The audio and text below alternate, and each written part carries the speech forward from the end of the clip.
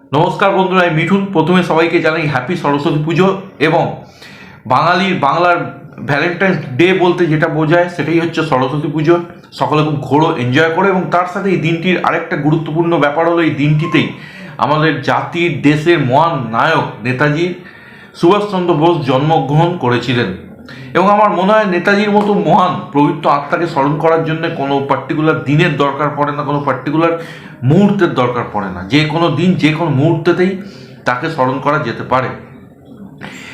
এই পবিত্র আত্মাকে স্মরণ করে আজকের ভিডিও শুরু করবো আমি মিঠুন। তবে একটাই রিকোয়েস্ট করবো, ভিডিও কেমন লাগলো সেটা কিন্তু তোমরা কমেন্টে জানাবে এবং যদি ভিডিও ভালো লাগে ভিডিওটাকে শেয়ার অবশ্যই করো। যারা নতুন তারা শেয়ারের সাথে সাথে ভিডিওটাকে সাবস্ক্রাইব করো, বেল আইকনটা কিন্তু ক্লিক করতে ভুলো না।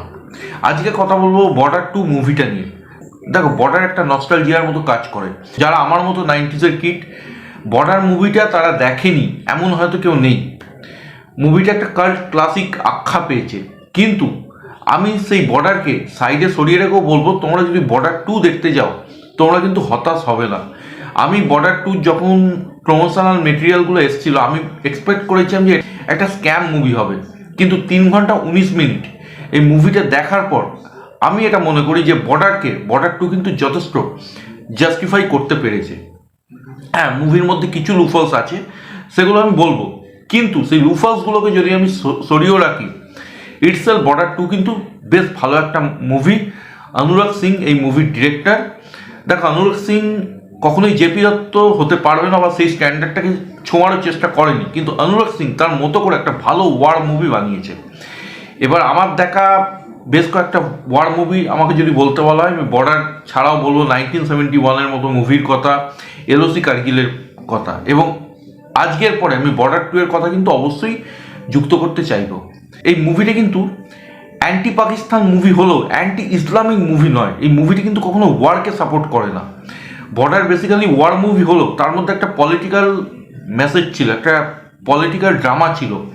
সেই মুভিটাও কিন্তু ওয়ারের এগেনস্টে ছিল, ওয়ার মুভি হয়েও, এবং সেই লাইনেই কিন্তু বর্ডার 2 হেঁটেছে।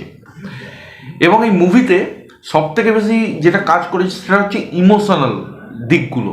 এই মুভিতে প্রত্যেকটা ক্যারেক্টার, বরুণ ধাওয়ান বলি, দিলজিৎ বলি, আহান শেট্টি বলি, সাই দেওয়াল বলি, এই প্রত্যেকটা ক্যারেক্টারের যে ইমোশনাল দিক আছে, তাদের যে ফ্যামিলি দিকগুলো আছে, সেগুলো খুব সুন্দরভাবে এস্টাবলিশ করা হয়েছে এবং মুভির ফার্স্ট হাফটা কিন্তু খুব সময় নিয়েই এস্টাবলিশ করা হয়েছে। আমি একটা ইমোশনাল দৃশ্যের কথা বলবো। দুজন সোলজার, একজন সোলজারের নতুন বাচ্চা হয়েছে, সেই খবরটা সে পেয়েছে, আরেকজন সোলজারের মা মারা গেছে, এবং যার মা মারা গেছে সে কিন্তু সেই দুঃখটা ভুলে যার বাচ্চার, সদ্যজাত বাচ্চার খবরটা পেয়েছে তার সঙ্গে সেলিব্রেট করতে লেগে গেছে।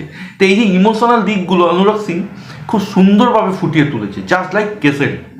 এবং শুধু তাই নয়, এই মুভিতে এই তিনজন আয়ান শেট্টি, বরুণ ধাওয়ান এবং দিলজিৎ, এই তিনজনের যে বন্ডিং, এই তিনজনের যে কেমিস্ট্রি, সেটাও কিন্তু ভালোভাবে ফুটে উঠেছে।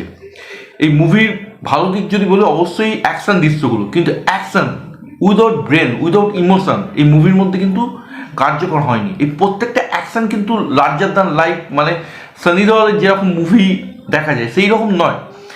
এই অ্যাকশন দৃশ্যগুলো যথেষ্ট ইমোশনের সঙ্গে কিন্তু শ্যুট করা হয়েছে। অ্যাকশন দৃশ্যগুলো দেখতে কিন্তু কখনোই খারাপ লাগে না। একটা ওয়ার মুভি আমি দেখছি, একটা ভালো মুভি আমি দেখছি, এই ফিলটা কিন্তু এই অ্যাকশন দৃশ্যগুলো দেয়। কোনো অ্যাকশন কিন্তু মিনিংলেস নয়। এবং ক্লাইম্যাক্স, এই মুভির ক্লাইম্যাক্স কিন্তু অত্যন্ত গুরুত্বপূর্ণ, ঠিক ততটাই গুরুত্বপূর্ণ যতটা কিন্তু ইন্টারভেল পয়েন্ট। ইন্টারভেল এবং ক্লাইম্যাক্স এই মুভির দুটো পিলার। ওভারঅল এই মুভির 3 ঘন্টা 19 মিনিট হলেও একদম টান টান করে রাখে, কখনো অতি রঞ্জিত বা কখনো অতি বিরক্তিকর জিনিস দেখায় না। প্রত্যেকটা ইমোশনাল, প্রত্যেকটা ক্যারেক্টারই ইমোশনাল ডেপথকে এক্সপ্লোর করে। ছোট ছোট মোমেন্টস এই মুভির মধ্যে আছে, সেগুলো কিন্তু খুব সুন্দর করে ফুটে ওঠে। এবার যদি পারফরমেন্সের কথা বলতে হয়, প্রথমেই বলতে চাই বরুণ ধাওয়ানের কথা, কারণ তাকে নিয়ে প্রচণ্ড ট্রোল করা হয়েছে। তার পারফরমেন্স কিন্তু এই মুভিতে যথেষ্ট ভালো। আমি বলতে পারি one of the best performance of Varun Dhawan till date. Varun Dhawan একটা কথা বলেছিল যে তার কাজই জবাব দেবে, সত্যি তার কাজ জবাব দিয়েছে এবং তার ক্যারেক্টারটাও কিন্তু ওয়েল ডেভেলপড। দিলজিতের ক্যারেক্টারটা একটু কালারফুল, কিন্তু তবুও দিলজিৎ ঠিকঠাক অভিনয় করেছে। এবং তার সাথে সোনম বাজওয়ার যে কেমিস্ট্রি সেটা কিন্তু যথেষ্ট ভালো। এবং সোনম বাজওয়ার সঙ্গে দিলজিতের আগে একটা পাঞ্জাবি মুভি করেছিল, যেটা অনুরাগ সিংই বানিয়েছিল, পাঞ্জাব 1971 বলে একটা মুভি তারা করেছিল। সুতরাং তাদের মধ্যে কেমিস্ট্রি বেশ ভালো। এবার যদি আমাকে আয়ন শেট্টির কথা বলতে হয়, তো আয়ন শেট্টির যে ক্যারেক্টারটা সেটাও কিন্তু ঠিকভাবে লেখা হয়নি। এবং আমার মনে হয় এই মুভিতে 4 জনের মধ্যে সব থেকে উইকেস্ট পারফর্মার হচ্ছে আয়ন শেট্টি। তো আয়ন শেট্টিকে আমার মনে হয় ইন ফিউচার আরও ইমপ্রুভ করা উচিত তার পারফরমেন্সের দিকে।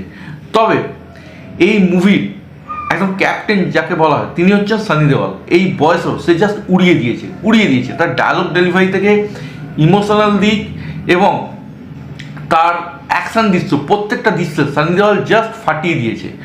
মানে একটা কথা বলে, কিছু অ্যাক্টর থাকে যখনই সে স্ক্রিনে আসে না, মানে অন্য কোনো দিকে চোখ যায় না। সানি দেওয়াল ঠিক এইরকম ক্যারিশমা কিন্তু বজায় রেখেছে। ইনফ্যাক্ট সানি দেওয়ালের সঙ্গে মোনা সিং, যে এই মুভিতে তার ওয়াইফের চরিত্র অভিনয় করেছেন, তারও যে কেমিস্ট্রি সেটাও বেশ ভালো। ইমোশনাল দৃশ্য বলি বা রোমান্টিজম দৃশ্য বলি, সেটাও বেশ ভালো। ইনফ্যাক্ট এই প্রত্যেকটা লিড ক্যারেক্টার ফ্যামিলি লাইফকে খুব সুন্দরভাবে এক্সপ্লোর করা হয়েছে। বরুণ ধাওয়ানের সঙ্গে তার ওয়াইফের যে ক্যারেক্টার, সেটাও বেশ ভালোভাবে এস্টাবলিশ করা হয়েছে। তার ওয়াইফ চিঠি লিখতে পারে না, কিন্তু যখন সে প্রথম চিঠি লিখে চিঠিটা পাঠায়, সেই চিঠিটা আসার পর বরুণ ধাওয়ানের যে অভিব্যক্তি, সেটা সুন্দরভাবে ফোটানো হয়েছে। এই মুভিতে গানগুলো বেশ ভালো, যদিও পুরোনো গানগুলোকেই ব্যবহার করা হয়েছে, কিন্তু গানগুলো যে জায়গায় আসে না, সত্যি করে বলতে খুব ইমোশনাল করে ফেলে। ইমোশন এই মুভির জন্য একটা বড় প্লাস পয়েন্ট হয়ে গেছে। ইমোশনালি এই মুভিটি কিন্তু আমাকে অনেকটা নাড়িয়ে দিয়েছে। আমার দেখতে দেখতে এই মুভিটা কখনোই মনে হয়নি যে এর থেকে বর্ডার বেটার ছিল বা বর্ডারকে কোনোভাবে ট্যাম্পার করেছে, যেটা আমার গাদার 2 দেখতে দেখতে মনে হয়েছিল। এই মুভিতে বিজিএম এর কাজ যথেষ্ট ভালো। মুভির যদি ডায়লগের কথা বলি, এই মুভিতে এমন কিছু মাস ডায়লগ ক্রিয়েট করা হয়েছে যে ডায়লগগুলো যথেষ্ট এন্টারটেনিং এবং সিটিমার মোমেন্টস ক্রিয়েট করে। তো এক কথায় যদি বলি, যে ফ্যামিলি অডিয়েন্সকে টার্গেট করে এই মুভিটা নির্মাণ করা হয়েছে, সেই ফ্যামিলি অডিয়েন্সের হার্ট অবধি কিন্তু মুভিটা পৌঁছতে যথেষ্ট সক্ষম হবে। কারণ এই মুভিটা হচ্ছে একটা ক্লিন ওয়ার মুভি, যার মধ্যে অতিরিক্ত কোনো ভায়োলেন্স নেই, কিন্তু অ্যাকশান আছে, যে অ্যাকশানটা দেখে বেশ মনটা ভরে উঠবে। কিছু মোমেন্টস আছে, কিছু সিটিমার ডায়লগ আছে, এবং অবশ্যই সেই নস্টালজিয়া ফিলিংস আছে। গ্রেট গানগুলো আছে, যদিও সেই গানগুলো পুরোনো গানগুলোকেই রিক্রিয়েট করা হয়েছে।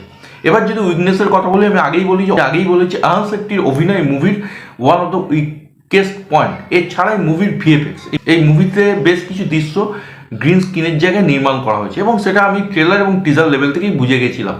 দেখো, বর্ডারের একটা ইউএসপি ছিল, বর্ডার কিন্তু রিয়েল লোকেশনে গিয়ে শ্যুট করা হয়েছিল, যেখানে আমার মনে হয় বর্ডার 2 কিছুটা গ্রিন স্ক্রিন, কিছুটা ভিএফএক্স দিয়ে গঠন করা হয়েছে। তো সেই জায়গাগুলো আমার নেগেটিভ বলেই মনে হয়েছে। এছাড়া এই মুভির মধ্যে আমি কোনো রকম কোনো নেগেটিভ পয়েন্ট দেখতে পাইনি। এই নেগেটিভ পয়েন্টগুলোকে তোমরা যদি সরিয়ে রেখে এই ছুটির একটা ডিউরেশনে তোমরা যদি একটা ভালো মুভি দেখতে যেতে চাও, তো আমার মনে হয় বর্ডার 2 তোমাদের জন্য একটা ভালো চয়েস হবে। কারণ এই মুভির মধ্যে অ্যাকশান আছে, ইমোশন আছে, ডায়লগ আছে, এবং সবথেকে বড় ব্যাপার পারফরমেন্স আছে। প্রত্যেকটা অভিনেতা কিন্তু ভালো পারফর্ম করেছে। ইনফ্যাক্ট এই 4 জন চরিত্রকে আমি যদি সাইডেও রেখে দিই, যে সাপোর্টিং অ্যাক্টাররা আছে না, তারাও কিন্তু যথেষ্ট ভালো অভিনয় করেছে। এবং এটুকু বলতে পারি, মুভিটা দেখার পর তোমরা কিন্তু চোখের কোথাও একটা জল নিয়ে বেরোবে। অনুরাগ সিং কিন্তু জানে কীভাবে একটা ওয়ার মুভিকে স্টেজিং করতে হয়, কীভাবে একটা ওয়ার মুভিকে সকলের সামনে দাঁড় করাতে হয়। এই মুভিতে যে অ্যাকশান দৃশ্যগুলো আছে না, সেগুলো খুব প্ল্যানিং করে দেখানো হয়েছে। মানে এলাম, দেখলাম, মারলাম, লার্জার দ্যান লাইফ, এই জিনিসটা কিন্তু ক্রিয়েট করার চেষ্টাও করা হয়নি। প্রত্যেকটা দৃশ্যের একটা মিনিং আছে, ক্লোজার দেওয়া হয়েছে প্রত্যেকটা মোমেন্টসকে, এবং অ্যাকশনগুলো প্ল্যান ওয়াইজ চলছে, অ্যাজ লাইক কেসারি। এবং সবথেকে বড় ব্যাপার, এই মুভির মধ্যে বেশ কয়েকজন অ্যাক্টারের ক্যামিও আছে, সেগুলো আমি তোমাদের বলবো না, বললে স্পয়লার হয়ে যাবে। এবং বর্ডারকেও কিন্তু বিটস অ্যান্ড পিসেসে অনেক ট্রিবিউট দেওয়া হয়েছে। সো তোমাদের কিন্তু বর্ডারের কথাও মনে পড়বে এই মুভিটা দেখতে দেখতে, কেসারির কথাও কিন্তু মনে পড়বে। এবং একটা কথাই বলতে চাই, যে জিনিসটা নিয়ে আমার খুব টেনশন ছিল, খুব ভয় ছিল, সেই জিনিসটা হয়নি, আমি ভুল প্রমাণিত হয়েছি, এটাই আমার সবথেকে ভালো লাগার ব্যাপার। এই ছিল বর্ডার 2 নিয়ে আমার পার্সোনাল এক্সপিরিয়েন্স। তোমরা যারা দেখেছো আমার সঙ্গে শেয়ার করতে পারো, যারা দেখোনি আমি আবারও বলছি দেখে এসে, এবং আজকের ভিডিও তোমাদের কেমন লাগলো সেটাও কিন্তু শেয়ার করতে ভুলো না। যদি ভিডিও ভালো লাগে ভিডিওটাকে লাইক করো, শেয়ার করো, আর চ্যানেল বা ভিডিও যদি নতুন হয়ে থাকো আবারও বলছি প্লিজ প্লিজ প্লিজ সাবস্ক্রাইব করো, তবে সঙ্গে কিন্তু বেল আইকনটা ক্লিক করতে ভুলো না এরকম ভিডিওর আপডেট পাওয়ার জন্য। সকলে ভালো থেকো, সুস্থ থেকো এবং ফাটিয়ে এনজয় করো। Take care.